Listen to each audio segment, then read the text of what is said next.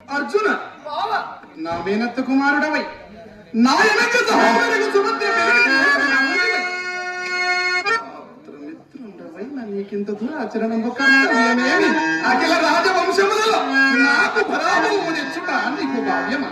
స్వామి, ఇస్మత్ హృదయ గోచరము గాని అంశము చంద్రము లేదు.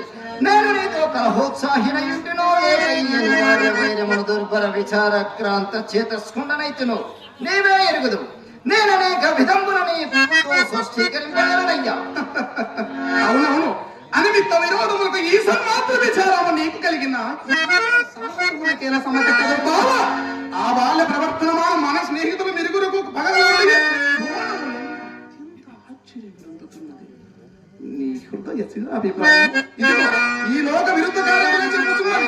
ఈ కృష్ణ సాత్వికి బలరామ ప్రభుత్వ నివాద కవచ కాల కయ్యాది దాన వీర విధులకు నీ ప్రతిభ ప్రతాపాలముందు దృఢప్రాణమై ఉన్నాను.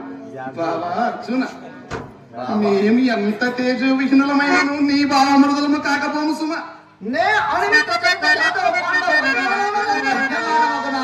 ఆనందము నేను నిష్ఠూరాలాపంచి ఎలా మరింత బాధించదమయ్యా.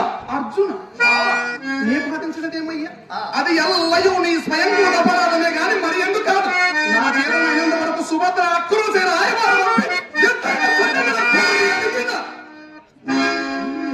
కత్తుతకింత తెచ్చి పెట్టింది.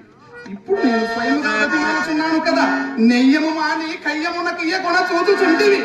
నేను అనేక విధముల నీ మృదు పాదాల వింద వందనమనర్చి ప్రార్థించితనని సుభద్ర అక్కులతో చెప్పి పంపితిని.